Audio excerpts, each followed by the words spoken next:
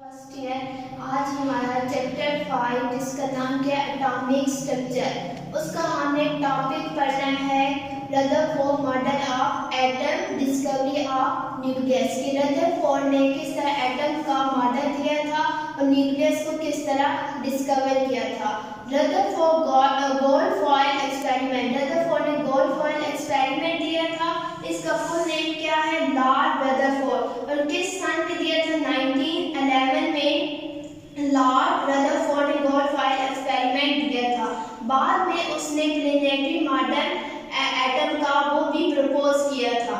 इसके बाद हम देखते हैं इंस्ट्रूमेंटेशन के उसने किस तरह ऑपरेटर्स को अरेंज किया था। सबसे पहले उसने लेड चैम्बर लिया था। लेड चैम्बर उसने क्यों लिया था, क्योंकि उनको पता था कि रेडियोएक्टिव रेडिएशन में अल्फा बीटा पार्टिकल्स होते हैं, वो बहुत ही डेंजरस होते हैं, तो वो अल्फा पार्टिकल्स बाहर ना जाए, वो सही तरीके से सील्डेड रहे, तो उसको रोकने के लिए उन्होंने लेड चैम्बर का यूज किया। लेड चैम्बर के अंदर उसने रेडियोएक्टिव सब्सटेंसेस ली थी। वो कौन कौन सी ली थी, रेडियम और पोलोनियम, क्योंकि ये रेडिएशन में अल्फा पार्टिकल्स को ज्यादा इमिट करते हैं, इसलिए उसने रेडियम और पोलोनियम को ही यूज किया था। लेड चैम्बर के बाद हम देखें जहां से अल्फा पार्टिकल्स के बीम जो है गुजर रही है। अल्फा पार्टिकल्स असल में होते क्या है, हीलियम न्यूक्लियाई होते हैं जिनके ऊपर चार्ज क्या होता है, पॉजिटिव का चार्ज होता है। उसके बाद उसने लेड प्लेट रखी है। लेड प्लेट उसने क्यों रखी थी, क्योंकि अल्फा पार्टिकल इसी प्लेट से बाहर निकले, बाहर से ना गुजरे। उसके बाद उसने gold foil experiment gold foil ली थी। जिस तरह चांदी का वर्क होता है वो मिठाइयों के ऊपर लगा होता है, इसी तरह की गोल्ड फॉयल भी होती है, वो उसने ली थी, उसने यूज की थी, और उसकी थिकनेस कितनी थी, 0.00004 सेंटीमीटर थिक गोल्ड फॉयल ली थी। और फिर उसने क्या देखा था कि जो अल्फा पार्टिकल्स हैं ज्यादातर गोल्ड फॉयल में से सीधी लाइन में ही गुजर जाते हैं। कुछ जो होते हैं वो स्मॉल डिफ्लेक्शन शो करते हैं, कुछ ज्यादा, और कुछ जो होते हैं वो ज्यादा डिफ्लेक्शन शो करते हैं, और कुछ अल्फा पार्टिकल्स हैं वो न्यूक्लियस के साथ टकराकर दोबारा वापस आ जाते हैं। इसके बाद हम इसकी एक्सप्लेनेशन करते हैं। Rutherford bombarded a thin gold foil 0.00004 centimeter thickness with high speed alpha particles coming from a radioactive material, radium or polonium।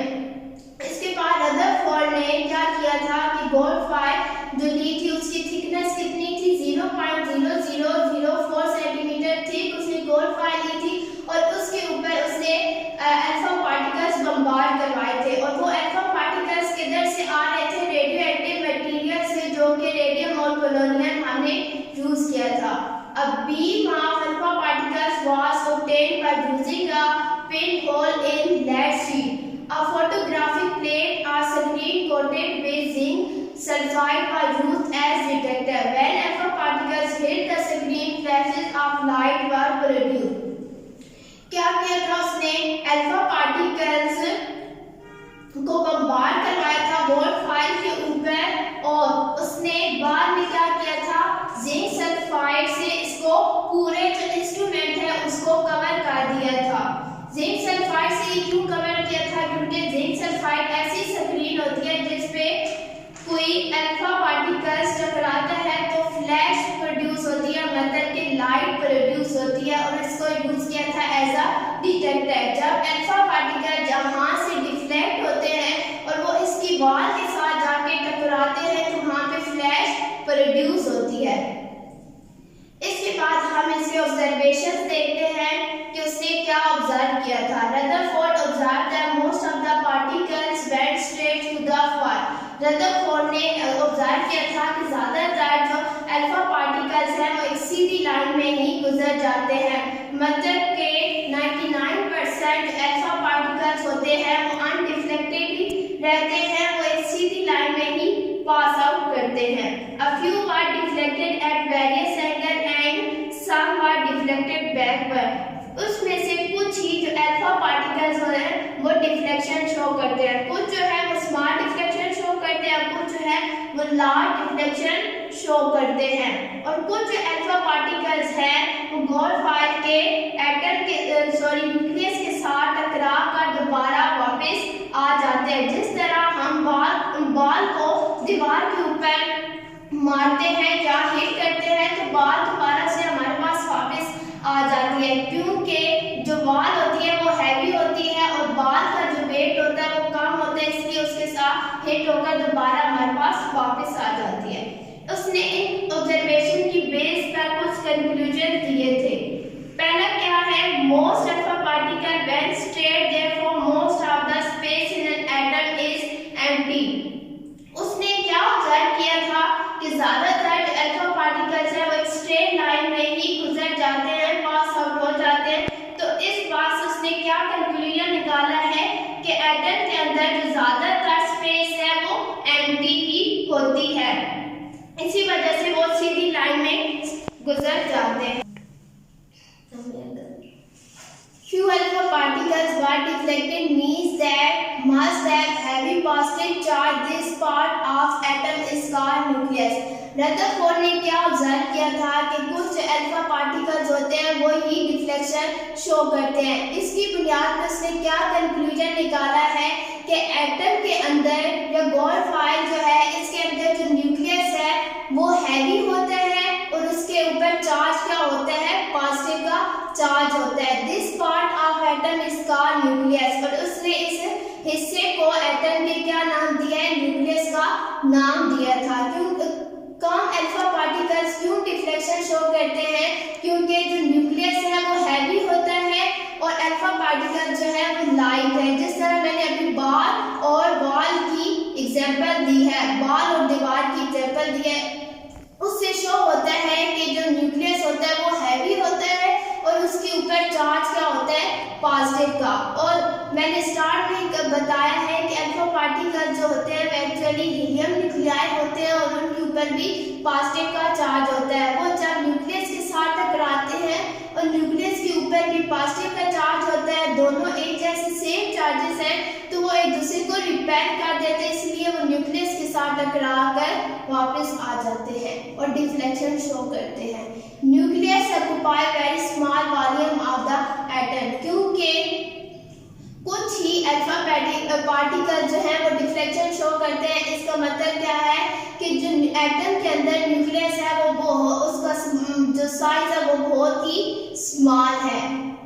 इसके बाद हम पढ़ते हैं atomic model of Rutherford. Rutherford ने पहले एक्सपेरिमेंट दिया था, फिर ऑब्जर्वेशन उसके लिहाज से की, कंक्लूजन्स दिए, फिर उसी लिहाज से एक्सपेरिमेंट की बेस पे ही उसने प्लेनेटरी मॉडल दिया है एटम का, जो कि सिमिलर है सोलर सिस्टम के तरह।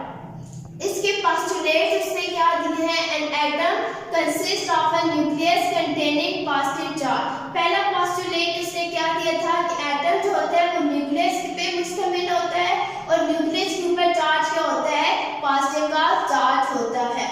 Nucleus is surrounded by a number of electrons equal to the number of protons in nucleus. हमें पता है कि नंबर ऑफ इलेक्ट्रॉन्स होते हैं वो इक्वल होते हैं नंबर ऑफ प्रोटॉन्स के। इसका क्या मतलब है, जितने भी इलेक्ट्रॉन न्यूक्लियस के इर्द गिर्द सराउंड कर रहे होते हैं या रिवॉल्व कर रहे होते हैं, उतने ही नंबर ऑफ प्रोटॉन्स न्यूक्लियस के अंदर मौजूद होते हैं।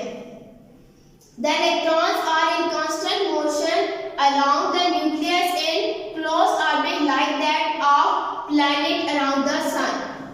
जो इलेक्ट्रॉन्स होते हैं कॉन्स्टेंटली मूव कर रहे होते हैं न्यूक्लियस के इर्द गिर्द। जिस तरह हमारे सूरज है उसके इर्द गिर्द मुख्तलिफ जो प्लैनेट्स होते हैं वो रिवॉल्व कर रहे होते हैं, इसी तरह इलेक्ट्रॉन्स भी कांस्टेंट मोशन में न्यूक्लियस के इर्द गिर्द रिवॉल्व कर रहे होते हैं। इसके बाद हम डिफेक्ट्स पढ़ते हैं। रदरफोर्ड ने जो एक्सपेरिमेंट दिया था इसके कुछ डिफेक्ट्स थे वो हम डिस्कस करते हैं। A revolving electron must emit energy continuously.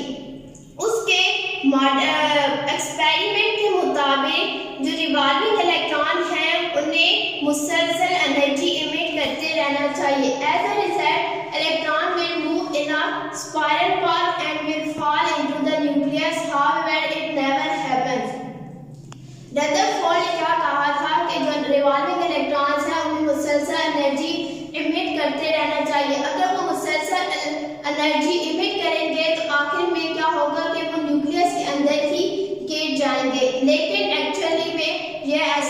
नहीं होता। ये इसका पहला डिफेक्ट था।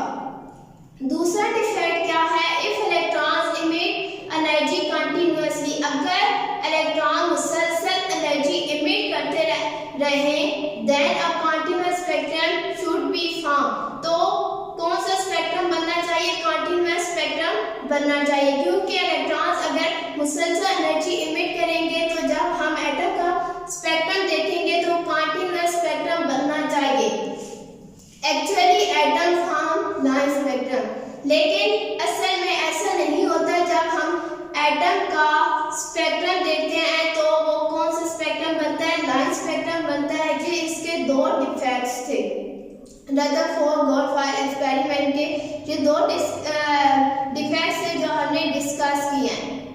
आई होप कि आपको ये जो एक्सपेरिमेंट है और टॉपिक है वो क्लियर हो गया होगा। ये वीडियो आप बार बार देखिएगा और डायग्राम्स की प्रैक्टिस कीजिएगा। ये एग्जाम पॉइंट ऑफ व्यू से बहुत ज़्यादा इम्पोर्टेंट टॉपिक है और इसी तरह हेडिंग्स पे ही